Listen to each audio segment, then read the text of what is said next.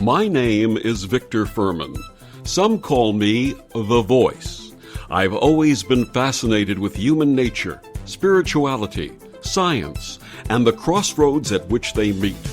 Join me now and we will explore these topics and so much more with fascinating guests, authors, and experts who will guide us to Destination Unlimited.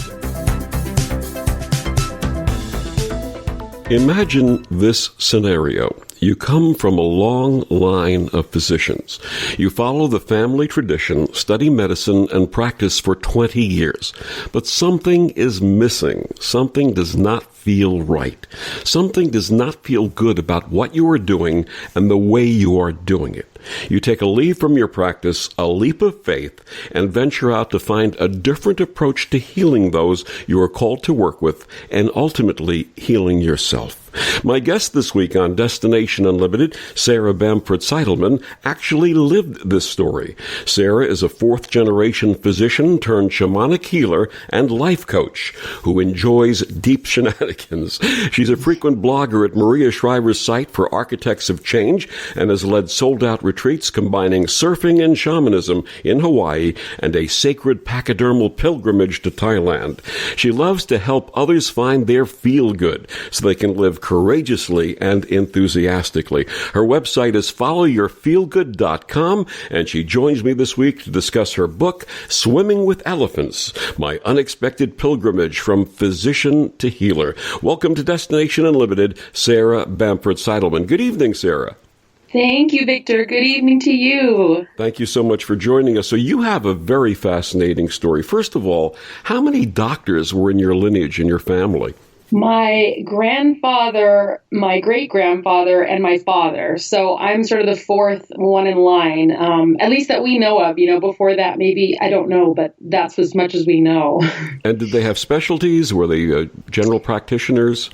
Yes, my great-grandfather was a general practitioner, my grandfather was a psychiatrist, and my father was a dermatologist. And in that, you can almost see the history of medicine where we've gone from general to more specific and now super specialized, Now, was there an expectation for you to become a physician? I don't think so. My parents always encouraged me to do whatever I want, but they were certainly excited when I kind of declared that I was interested in that as a possibility. And what was your childhood like growing up in that environment? Well, my dad loved what he did. And he, in the 70s and, before there was a lot of regulation, things like that, once in a while he would take me into the office. I would see a few patients with him. He took me on a medical mission a couple times to Honduras in my young teenage years. So I really got a taste of what it was like to work with people and to be, to feel useful in that way, when people are sick or, just needing help. And so I really connected. My dad was just really passionate about what he did. So I think that felt really good to me. I thought, this might be a good path for me. At the time, did the concept of healing per se, was that part of your consciousness? No, definitely not. I think at that, when I was, thinking about medicine, I think part of it was just being like, okay, my dad is really happy. He also seems to be sort of a leader, he seems to have some sort of power in the world, from a young, teenager's perspective. And I think I was interested in helping people and connecting like he did. And I also wanted to sort of be in charge of my own destiny. There was definitely a desire for independence, and I thought, well, if I become a doctor, then I will be independent because I'll be able to make my own choices and nobody can kind of tell me what to do. That was my sort of immature, growing up sort of mentality about it. Absolutely. Now, you mentioned the trip to Honduras. Were you exposed to anything down there that may have led to your future life endeavors? Definitely, it was a very humbling experience, because we would drive out into these remote villages and there would be lines of people when we would arrive there, like in the morning for a day's clinic. And I remember being astonished that this was the situation, that they didn't have a doctor regularly. So unless we came, there wasn't going to be a doctor. And there would be people that had, conditions that in our country would have been, treated early on, at least at that point. Right now, we may be in a situation that's different. But, for example, I remember like a child who had fluid on the brain, hydrocephalus, and it had gotten to such a degree that was extremely severe, something that you would never see like in our country. Because it would have been drained and cared for and that kind of thing. But just that, what can happen when you don't have access to medical care? And so that part was just like, I was humbled and realized that, wow, how fortunate I am and how fortunate we are to live here. Absolutely. Now, what was your specialty? Did you have a specialty? Yes. So my specialty turned out to be pathology, which is really, we're considered the consultant or the doctor's doctor. We sit in at a microscope and are diagnosing disease under the microscope. So I didn't have direct patient access. And I talk about in the book how I ended up in that specialty. Well, I was on a rotation in medical school, and my resident and I went to attend to one of our patients who was a young woman who had metastatic breast cancer. And I remember just standing at the foot of her bed, and she had an extremely low platelet level, which meant, she was really teetering between life and death, because platelets, sometimes people get to a point where they're unresponsive or non-responsive to platelet transfusions. So there's nothing you can do except wait and keep transfusing platelets and hope they ride it out after having a heavy chemotherapy dose like she had. And I remember feeling so helpless because we were offering her platelets, but I started to worry and wonder, was anybody talking to her about the fact that she might die? And it seemed to me we were kind of missing, like we weren't addressing this very, very significant part of her, but I felt really lost as to, well, that wasn't what we were there to do, and how would I ever be able to help somebody with that? That's not our job in medicine. And so it was very confusing, and ultimately led me to decide that unless I could be the kind of doctor who could address those kinds of things, kind of the spiritual aspect, although I couldn't put that to words, I decided to go into pathology, which was a place where I knew I could really help, and I could be very good at what I was doing and serve people in a different way. So as a pathologist, there is something obviously in your practice after all those years that was missing. What was missing for you? What was missing was, I believe, addressing things at the soul level for a patient, and longing to help somebody on that level, but yet I knew I was in no condition to do that. So it was sort of knowing that I needed to be healed myself, but I didn't know how to do that, and also just longing to help other people to find that wholeness or that comfort somehow at the level of the soul. You said you went from physician to healer. How do you differentiate between being a physician, a doctor, and being a healer? Yeah. Well, I think we need all of the modalities. I believe we need traditional medicine, and I believe we need these other things like shamanism, or the things we'll probably get into. And what I do now is I feel like I work with people at the spiritual level of whatever's going on with them, whether they have an illness or something else that's disrupting their life. And, I've just recognized that there's a spiritual underpinning to everything that's going on with us. And sometimes that to repair that spiritual, or to restore that spirit to a person can lead to health, or can lead to joy and peace when somebody's struggling. So, Sarah, you worked all of those years as a pathologist, and then something happened to say, this is not working for me. What was that event? There wasn't like a single event. I would say it was more of an accumulation of things happening where I just started to feel like not like somehow what I'm doing anymore, or what I'm doing is just no longer feeling good. And I describe in the book where I'm sitting in our breast care conference where we would present all the new diagnoses of breast cancer and the patients and talk about them.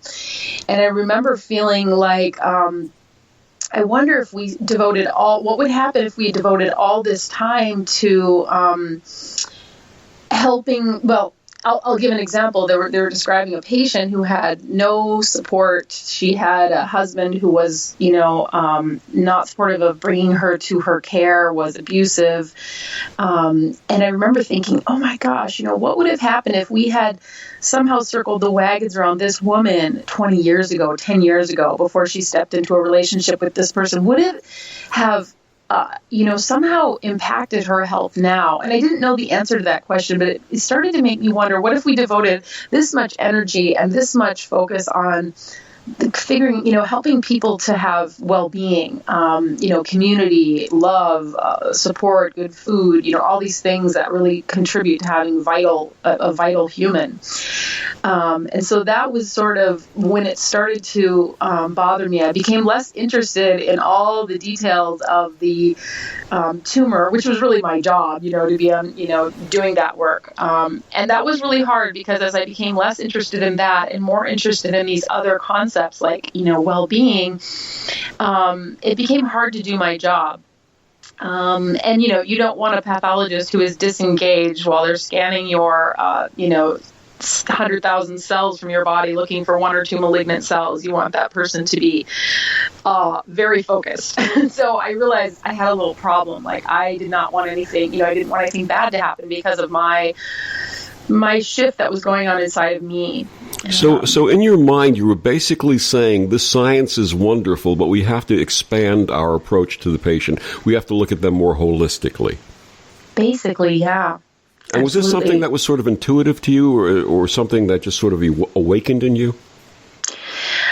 I would say it was, how it presented was more confusion, and I was very worried, like maybe something was wrong with me, because it didn't seem to me that anybody else was having this awakening or this thought about, at least not that I was aware of. So it was confusing. So I wouldn't call it didn't feel like an awakening. I mean, looking back, 5 years later, I could say that. But at the time, it just felt more like I was out of sync with everybody, and I worried like something was wrong with me. My guest is Sarah Bamford Seidelmann. She's the author of Swimming with Elephants, My Unexpected Pilgrimage from Physician to Healer. And we'll be back with more of Sarah after these words on the OMTimes radio network.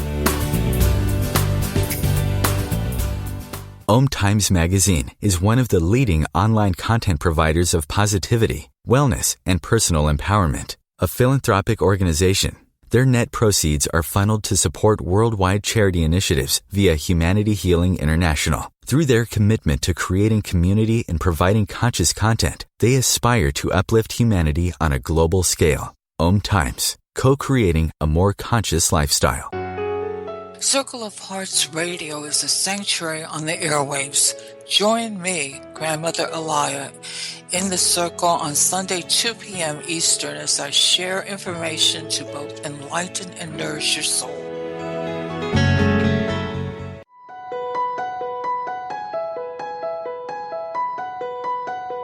Hello, I'm Miriam Knight of New Consciousness Review, inviting you to my new show where I interview the rising stars of the conscious awakening.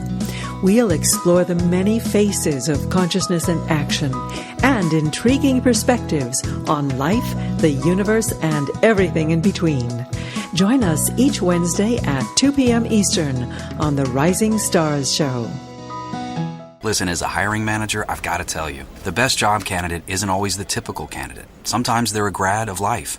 Meet the grads of life. Young adults of unique determination and experience. An ideal fit for your company in an entry-level position, internship, or mentorship. They might not have every qualification you typically look for, but they're exactly who your company needs. Sometimes the best candidates aren't the ones you're used to. Go to gradsoflife.org to learn how to find, cultivate, and train this great pool of untapped talent. Brought to you by the Ad Council and gradsoflife.org.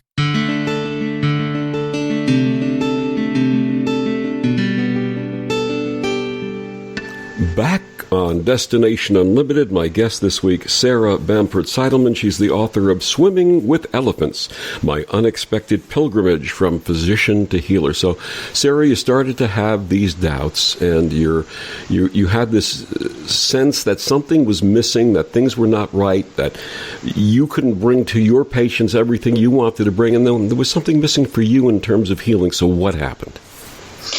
So eventually I had heard about this crazy newfangled idea of a life coach. And I thought, well, I know I'm not depressed. I knew quite a bit about that because we had a lot of history of depression and some bipolar in my family. And so I thought, I'm going to try this life coaching thing. And through my life coach, which I talk about in the book, I really started to be able to enjoy work a little bit more, to be a little bit more functional in that space.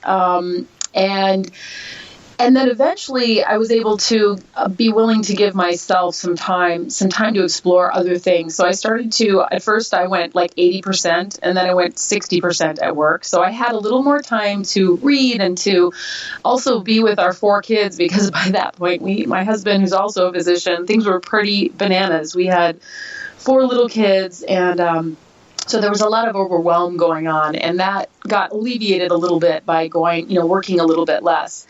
And eventually I got so bold as to decide, I think I need some free time, like a sabbatical, to kind of just maybe step back and do some training in some of these modalities, like get trained as a life coach perhaps, and just see where that leads.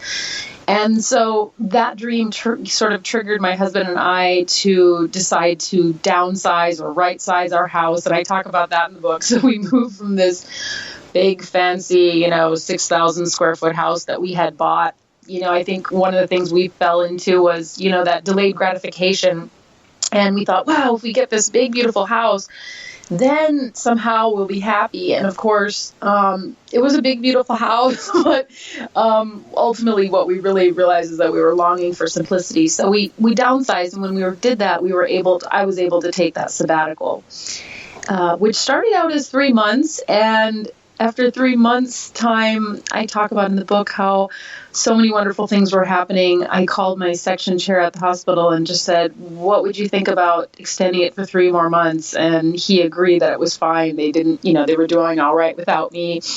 And that's when, a lot more things just began to happen. Let's talk about that for a second. I know there are a lot of people who are working in jobs and would love to venture out and explore their life and their options, and they feel afraid to do so because they feel, number one, either that if they left, they'd be disappointing the people they worked with, or number 2, that their position wouldn't be there when they came back. What do you say to somebody like that? Right. Yeah, I coach a lot of people that their biggest concern is either, somebody's going to be harmed in that process if they go after what they love, either the people they work with or their company or their family somehow. I encourage people at that point, when you're feeling that strong pull to leave or do something radically different, is just to find a way to open up some space for yourself to explore whatever it is. And that might mean, looking at whatever your current obligations are and shedding any obligations that aren't feeling good to you in your body, don't excite you anymore. And if you can carve out a little bit of time, even a weekend, to go do a workshop and be with those people that you think, those are the people I want to hang out with. Those are the kinds of things I want to be doing. And just see where it takes you, because not everybody does what I did, which is, to completely leave my, your current job. Some people do that and they find out, oh my gosh, I can integrate this in my corporate job, and people are really excited. And even though you're scared, just, once you sort of say yes to that kind of hero's journey, that sort of call that's coming inside of you that's very uncomfortable, as soon as you say yes, I just tell people, magical things tend to happen and strange opportunities will come your way. Not that it'll always be easy, but, I think that's step 1, is just to allow yourself to taste some of the things that you believe are going to really make you happy. So it starts with a yes. It could be a big capital Y, or it could be a lowercase y, but it has to start with that yes. Absolutely. So you started with your yes, and your yes was a lowercase yes for the first 3 months, and then became an uppercase yes for the next 3 months. And what happened? So on the first 3 months, a lot of things happened. I'd always dreamed, what would it be like to be home with my kids? It's going to be so wonderful. I'll have my first summer where I can take them to the swimming pool and we can do things like all these other mothers had done for years. And I'd always been trapped in my little room staring at a microscope. And I realized, oh my gosh, like we had a beautiful summer and it was also extremely challenging. I mean, my teenagers were like, what are you doing home? Like we liked it when you were at work and we had babysitters.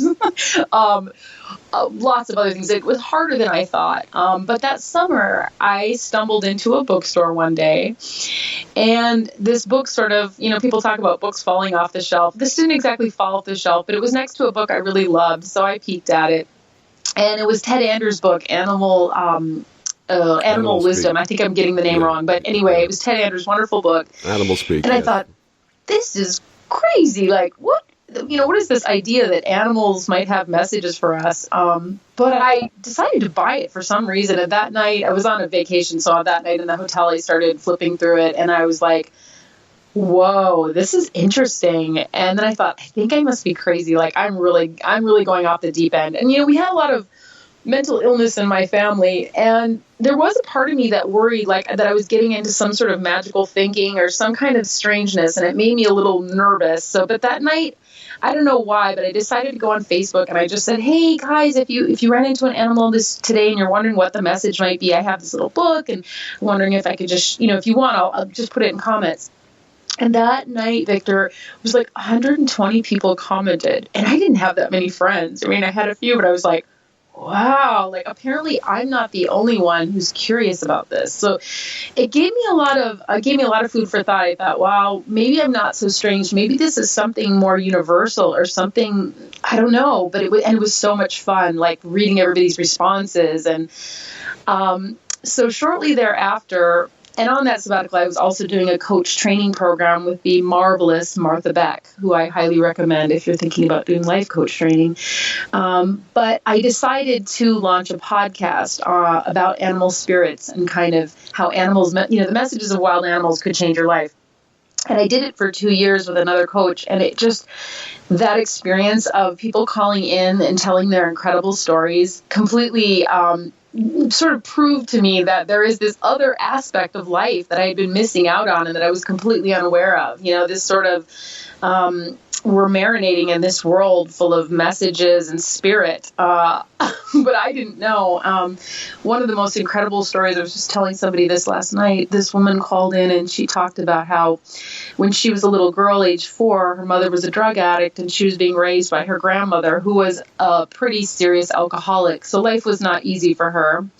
And she was 4 years old. And at night, these 2 enormous Clydesdale horses would come into her bedroom. And they would say, what would you like us to do? And she'd say to them, you need to sit down. And then they would sit down. And then they'd say, now what should we do? And she'd say, now you need to stand up and run around. And they would stand up and run around. And really, what these horses, in coming in spirit form, gave her was this feeling of control and power in a world where she obviously probably felt incredibly disempowered. And how those horses just stayed with her for her whole life. And it was just such a touching experience, or touching story to hear about the power of these spirits to come and help those who are suffering. Absolutely. Go ahead. I'm sorry. Yeah. And so eventually I realized there's so much, like, I want to know who's my animal spirit. I got really curious because when I started doing more reading about this, it turned out that most people have one spirit, at least one, that they work with over time in their life. And I call that like a core beastie. And I love the term beastie because it started to kind of encompass everything from a dragonfly to, a unicorn, more mythical creatures, as well as, lions and tigers and bears and everything else. Oh, my. Oh, my, exactly. And so I started getting curious. And what I realized is one of the traditional ways to find an animal spirit or your animal spirit is to go on a shamanic journey, which is where somebody plays a drum, and that particular type of drumming alters your consciousness, and you're able to access these worlds where these spirit animals dwell, who are filled with love and compassion. And so eventually I got the courage because it took quite a bit of courage for me anyway, to go on my first journey. And that's where I met my first spirit animal, who was not an elephant, but was a bear. And I talk about that experience in the book. Now, let's stop for a second. You're a trained pathologist, a medical doctor. Right. You're a scientist. You're a scientist because that's what medicine is. It's medicine is science. Yes. And here you are dealing with shamanic journeying, dealing with spirit, dealing with all of these. Use the word magical thinking. Did you find yourself conflicted about this? Absolutely. When I went on this first journey and met this mother bear, and it was the most beautiful and loving, compassionate experience I had had to date. I came back and I thought, wow, that was incredible. But then I thought, I think I may be making this up because this can't be real. And this is, I don't know what's going on. I mean, this is so confusing. And I also didn't feel like I could talk to anybody about it. I mean, I talked to my husband a little bit about it. And we sort of, through both of our, reading, he had some understanding, not complete understanding, but was like open to it. But the thought of telling anybody else about it was just like horrifying. Because once again, I was just like, people are going to think I'm crazy.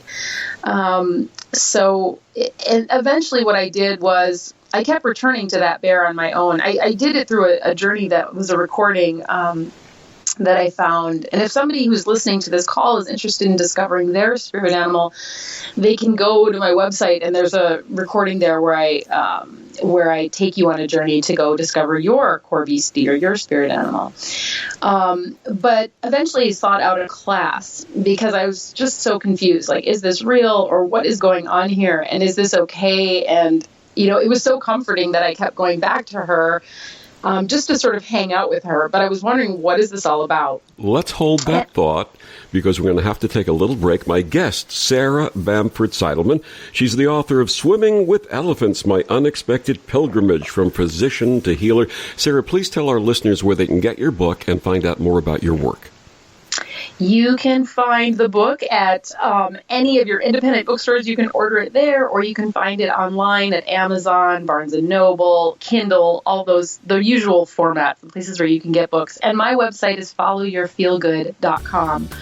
That 4 words, followyourfeelgood.com. And we'll be back with more of Sarah and Swimming with Elephants after these words from the OMTimes Radio Network.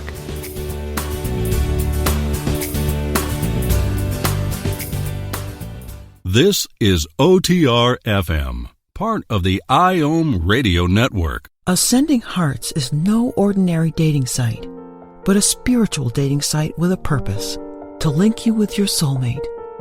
We engineer the serendipity so you can trust that you will attune with someone that has the same matching vibration as you.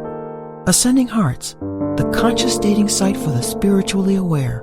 Try Ascending Hearts for free, ascendinghearts.com. This is Terry Van Horn, and I want to invite you to join me for my weekly radio show, Healing Light, on OMTimes Radio, every Wednesday at 6 p.m. Eastern Standard Time. On Healing Light, we want to bring love, light, and blessings into your world. You can find out more about us at www.healinglightonline.com. Blessings.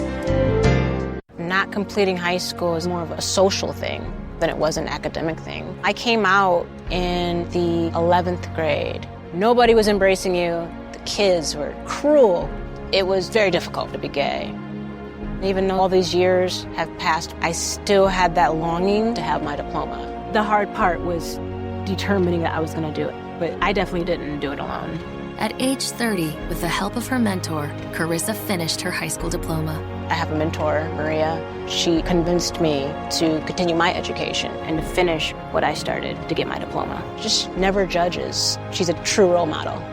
If you're even considering getting your high school diploma, go get it.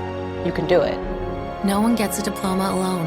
If you're thinking of finishing your high school diploma, you have help. Find free adult education classes near you at finishyourdiploma.org. That's finishyourdiploma.org. Brought to you by the Dollar General Literacy Foundation and the Ad Council.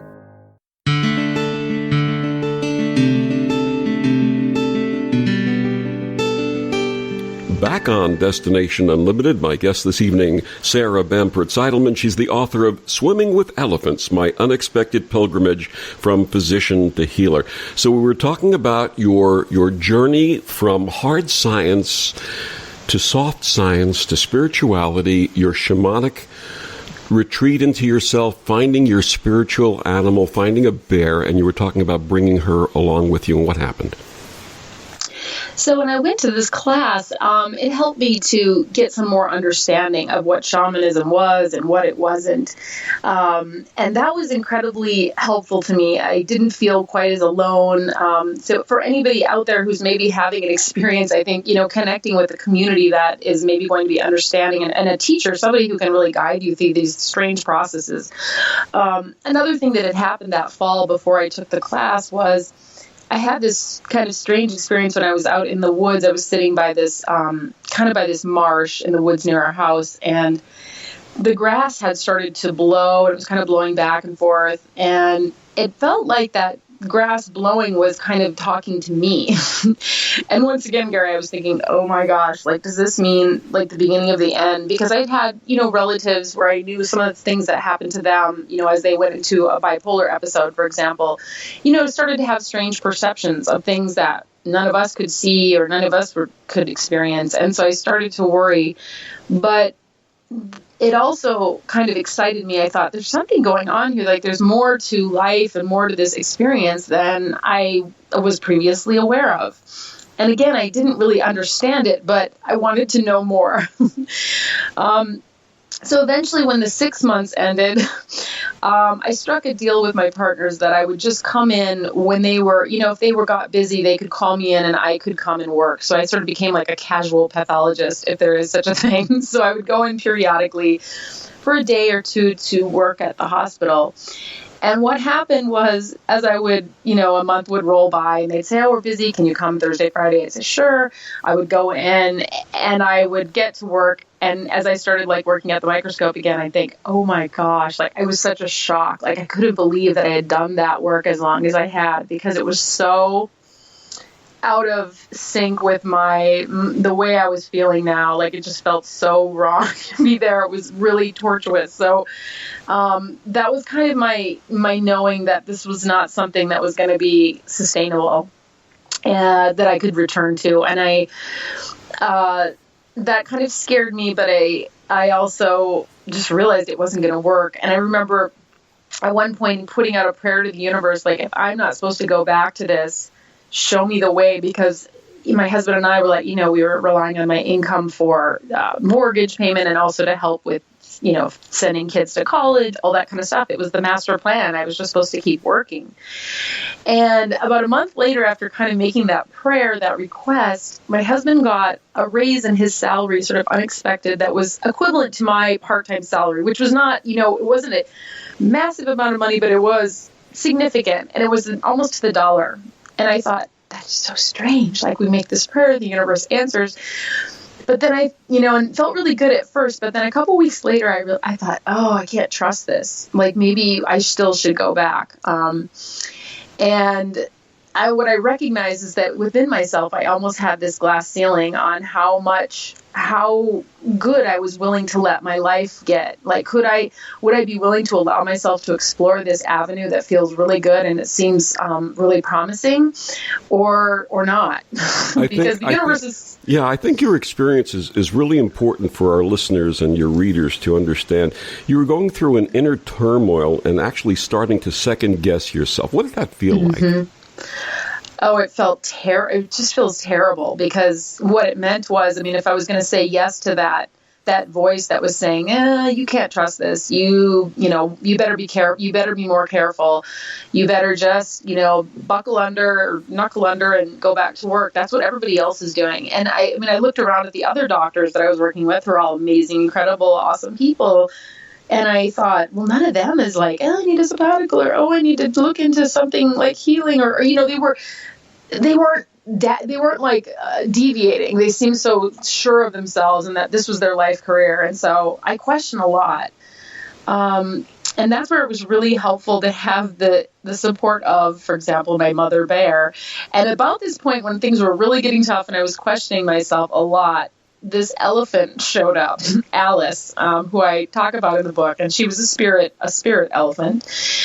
And really, she kind of showed me how to really let go and kind of what did I have to lose, and that being myself was the best thing I could possibly be is just like the world would be so much better and so much more joyful if I could just let go and kind of let all of my wacky self out to play. You know, this part of me that is wanting to learn shamanism and that is in love with nature and these, all these spirit animals that I've become, aware of. Why Alice and why an elephant?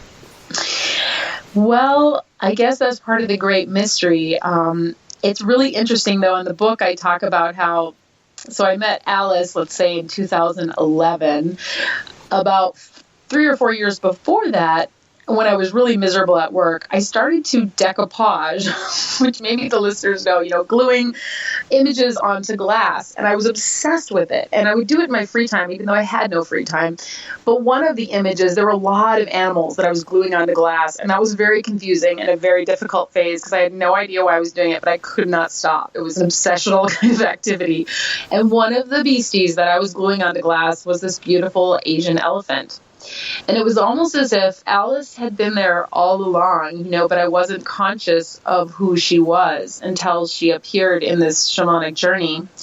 And I suddenly recognized that, I'm like, are you that same elephant? And the answer was yes. And then she told me her name. And this all may sound so wacky to whoever's listening, but I could see anyway. And I think also elephants, so after that, as I always encourage anybody, if you have a beastie that's showing up repeatedly in your life, learn a little bit more about them.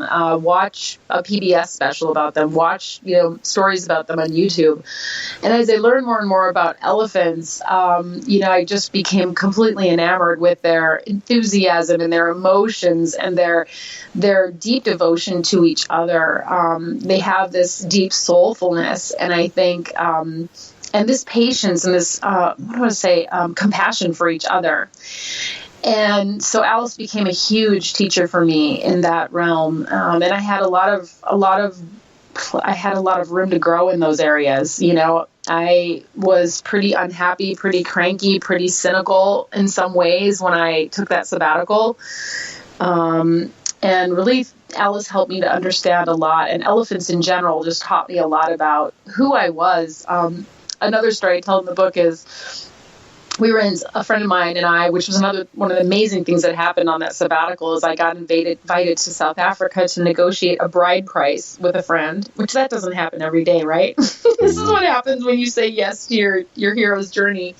But so anyway, we're in South Africa, and this elephant, there's like a fruit at the top of this tree, and this elephant's trying to get it because it's the last one, and they love this kind of fruit, and couldn't reach it. So finally the elephant just basically wraps its trunk around the tree and rips it out from the ground.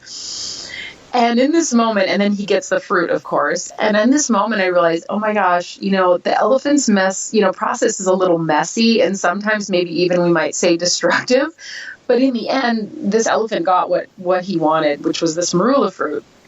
And that helped me to understand, at that point I was being really creative, not only with decoupage, but a lot of things. And I was making messes all over the house. And my husband sometimes was just sort of like, oh man, trying to be patient with me.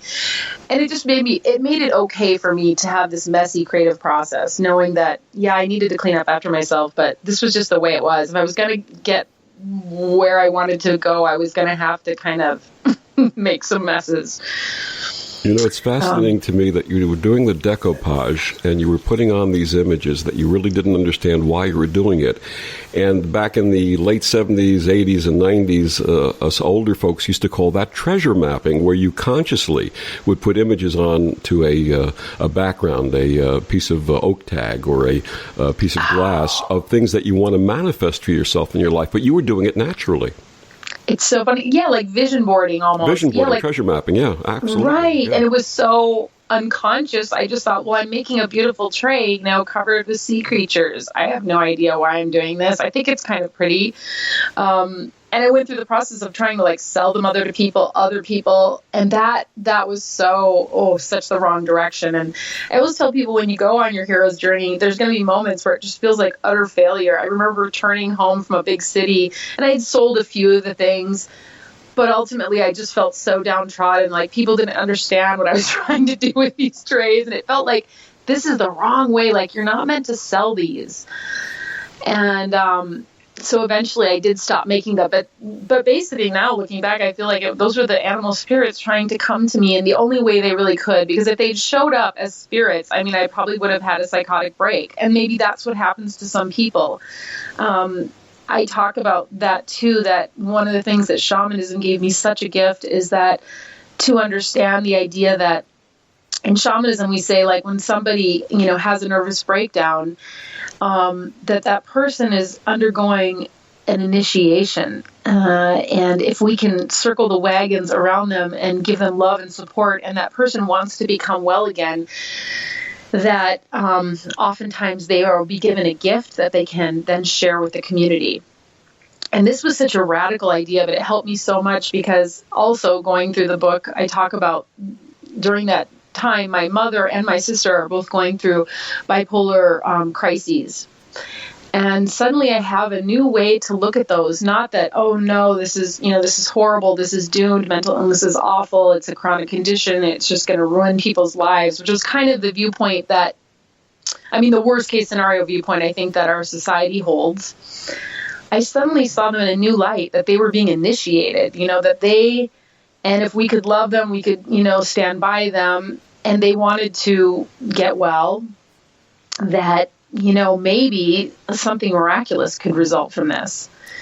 And that isn't to say, and I don't mean to discount psychiatry or drugs for depression, anxiety, and all those things. I just mean to say that there's also a spiritual aspect to these things that are going on. Absolutely. My guest is Sarah Bamford Seidelmann. She's the author of Swimming with Elephants, My Unexpected Pilgrimage. From Physician to Healer, we'll be back with more of Sarah after these words on the OMTimes Radio Network.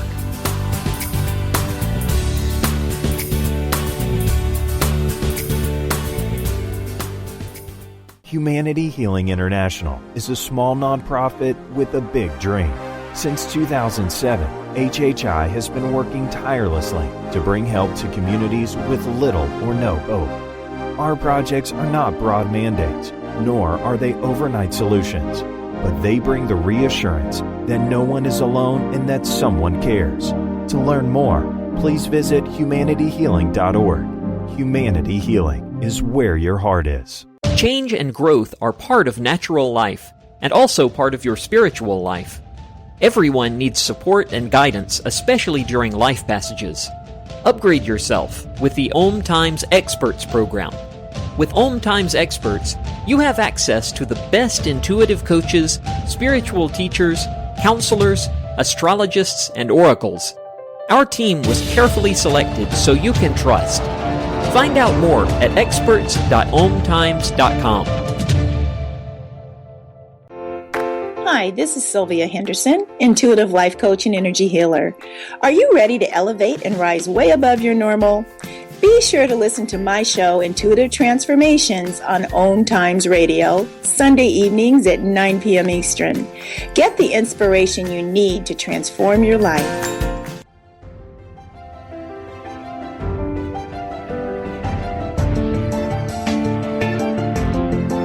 Have you been searching for a perspective beyond the mainstream? Check it out. Join your hosts Cielito Pascual and Diana Gold Holland on Share International Radio for thought-provoking views behind the news, Sundays at 1 p.m. Pacific, 4 p.m. Eastern on OMTimes Radio. You can also find us at shareontheairradio.org. This may be the message of hope you've been waiting for.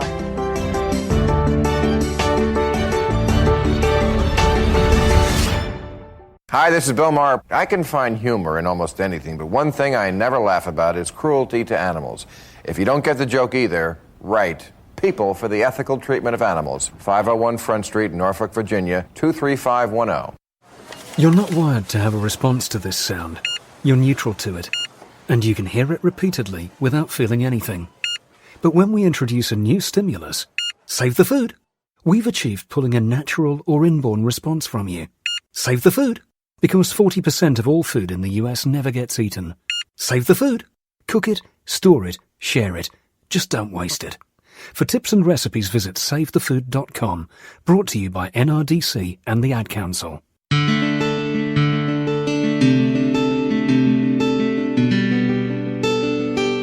Back on Destination Unlimited, my guest this evening, Sarah Bamford Seidelmann. She's the author of Swimming with Elephants, My Unexpected Pilgrimage from Physician to Healer. So, Sarah, in the last segment, you were talking about using the shamanic aspects for looking at illness, looking at mental illness, and seeing it from a different light. That seeing people going through psychotic breaks, for example, is going through an initiation. For our listeners who are not familiar, who've heard the term shaman and shamanism, but are not familiar with a shaman, what does a shaman do? So a shaman is that person, this is sort of a global, all over the world is known, there are shamans in Brazil and Norway and, all over the planet. And typically the definition of a shaman is a person, him or her, that alters their consciousness in order to have access to the spirit world where there is love and compassion. And they either use that access to bring back healing for an individual or for a community, or helpful information, so to guide people or guide a community towards resolution of whatever issue that they are experiencing. And so typically the way that people alter their consciousness all over the planet is using drums or rattles, so that repetitive sort of sonic driving. Other possible ways are through plant medicines and other more specialized things. But the most standard way is through drumming, and that is what I learned to do. And then shamanic healing, just kind of an overview of that. Like if a person comes to a shaman for healing, typically that person is going to have an intention. Maybe they want to be cured from an illness, maybe they want to heal their broken heart, or maybe they've been struggling with financial issues. It's basically, we're looking at whatever the spiritual aspect is that's underlying whatever the current problem is. And the shaman's going to go to their spirits and ask, what does this person need? And then they're going to get a recommendation, or, these are just sort of an overview. And typically shamanic healing is restoring balance to an individual. So removing anything that doesn't belong in that person's spirit or that isn't serving that person, and then returning anything that has either been lost or bringing something in that is needed very badly right now for that person. Absolutely. It's interesting that you mentioned the word balance, because I studied with a shaman many years ago. And one of the things that this gentleman was talking about was when they're in that shamanic state, looking at the surroundings and looking for energy that's out of balance, and then bringing balance to it using whatever methods they had. Beautiful. And one of the most common kinds of healing that I see or that is needed is something called soul retrieval, which I talk about in the book. And that's just this idea that, when we're conceived, we have our soul is like a golden ball of light, complete and present. And then over time, as we go through life, childhood, teenagehood, adulthood, we lose parts of ourselves, or we can lose parts of ourselves through different traumatic situations, through maybe we lose somebody that we're very close to that dies, and that person, because we're so closely connected, that person takes a little bit of our soul with them when they leave. Sometimes we give part of ourselves away to another person out of love and compassion for them, hoping that it will help them. And sometimes we bury parts of ourselves because we think or we believe mistakenly that it's going to help us, keep our money, stay married, get the job we want, whatever it is that we're desperately wanting to, hang on to. I'm sorry, go ahead. And so the soul retrieval process just restores those parts back to the person so they can have that personal power to do what they came here to do. Absolutely. Let's talk about swimming with elephants. What's that like? Well, I talk in the book about how when I would journey with Alice, this elephant, I had this spirit elephant. She would take me often to see this herd in the spirit world, which was a very beautiful place to visit, where there were babies and aunties and grandpas and all these elephants, and just to be surrounded like that. And one day she took me to swim with them. And so we went into this, it was like a big lake, I guess you would say, deep enough that an elephant could float in there. And it was so beautiful, and very playful. And the elephants were, using their trunks as water cannons. And just everybody was there was like an underwater ballet of the legs just churning the water, and it was just so this beautiful togetherness, and a real bliss and peacefulness of that connectedness, that community, but also being immersed in this cool and refreshing water.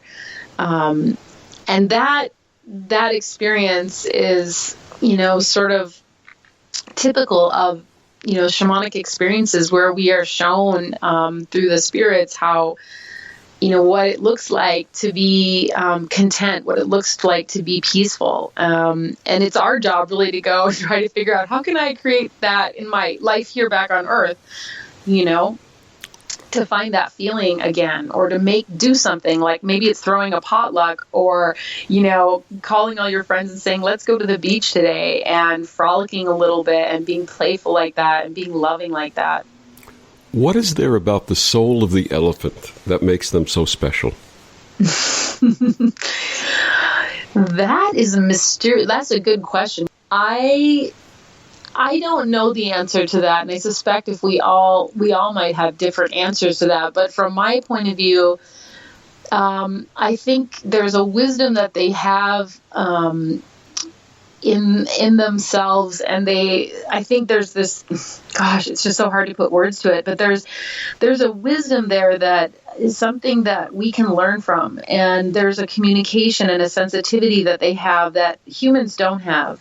They have this ability to hear, ultrasonic communications from each other over hundreds of miles of distance, and they have this tenderness and this patience with each other, which is, I think, something that for sure I needed to learn to cultivate in myself. And certainly their life right now in the earthly reality of what's going on for actual elephants, not spirit elephants, but is the struggle for survival right now, because they're under attack, and their world is shrinking. The land that they have to roam on has been shrinking and shrinking due to human decisions. But I think they're here to teach us, at least some of us are particularly drawn to elephants. So whatever beastie you are drawn to, speaking to all the listeners, that particular beastie, if one's been popping in your head as we're talking, probably has some beautiful lessons and things for you to consider. So I definitely invite people to explore that, and see what's there for them. My personal experience with elephants has been relegated basically to visits to zoos, but getting close to them and looking into their eyes, there seems to be a really immense and deep wisdom present there. Yes, like when Carl Jung went to Africa years ago and wrote about it in his diary, he noted that the tribes people there considered the elephants to be supreme, to them, to humans. And you see that also in some Buddhist texts, that that the elephant was considered the most supreme animal. And why that is, I can't say. It's just I have a perception that maybe it's a place that as humans we can all look to their example, and they inspire us through who they are and who they're being. And in the Hindu tradition, Lord Ganesh has the head of the elephant and the body of the human. Yes. Yeah, and as I was saying yes to my own hero's journey, a friend who's an artist brought me over this thing that she had made, this beautiful image, and she's like, I looked this up because I'm not sure what I was even making, but it turns out it's this guy named Ganesh, and I was like, wow, I've never heard of that. That's really interesting. And then we read about him together, and it turns out he's the Lord of New Beginnings. He is the remover of all obstacles. And that felt really incredibly magical. Isn't that the truth? Isn't that exactly the journey that you're talking about? Yep. Do you see yourself as a bridge between the realms of medicine and spirit? I hope I can be. That's really my intention is, and I guess what my hope is that I can be a bridge between sort of people who are curious about these ways and not sure how to access these shamanic ways, and maybe feel like a normal, suburban person who's got a regular job and doesn't feel like they're going to be somehow wants to be encouraged on this path and to discover their connection to nature and spirits. So that's kind of my aim, is just to invite regular people like myself, into this journey, if that's what they're interested in. because what I find is people just get the most magical help, and they begin to step on a path that's filled with love and compassion for themselves and for everyone around us. And I think that's what's so needed right now. Absolutely. In these tumultuous times. Absolutely. What do you say to people who feel that call in their souls to do different or greater work in their life? Well, I invite them, first off, I invite them to connect with the spirit, to discover a core beastie or a spirit in human form for them, because I said, it won't be an easy path. It'll be a really beautiful path. But you're going to need a lot of help and support along the way. And so one of the things that can really help you is having a kind of a spiritual team, as it were, to support you. And the other thing I tell them is that we also need our community, like our human team around us. So to, connect with like-minded people, even if it's just one person you can talk to about what's going on with you. That is going to do so much for you, just to get together for coffee once a week or text and phone call, whatever you can do to kind of foster those connections. Because we don't do any of this alone. Absolutely. We don't make major things happen on our own. What would you like readers to take away from Swimming with Elephants? I hope that it leaves them inspired to say yes to whatever is calling them right now, and to have the courage to take one small step towards that, and then another, and then another. And also to open their eyes to the world of nature and spirits and start listening to nature and see what it has to say to them. There are stones and trees you walk by every day, and just take a little time and spend it with them, because they have a lot that they can teach us. Her delightful book is called Swimming with Elephants, My Unexpected Pilgrimage from Physician to Healer. Sarah Bamford Seidelmann, please tell our listeners one more time where they can get your book and find out more about this amazing work. You can find me at followyourfeelgood.com, followyourfeelgood.com, and the book is available wherever books are sold, so your favorite indie bookstore, and you can also get it at Amazon and Kindle and Barnes & Noble online. Thank you so much for joining us, sir. This is absolutely delightful. And readers, I got to tell you, listeners, this book is not only delightful, it's not only challenges you to look for your feel-good in your life, but it's hilarious at points. Sarah's a very funny writer, so pick it up, read the book, and find your heart's desire. Sarah, thank you so much for joining us. Thank you, Victor. It was a joy. And thank you for joining us on Destination Unlimited. I'm Victor the Voice Furman. Have a wonderful week.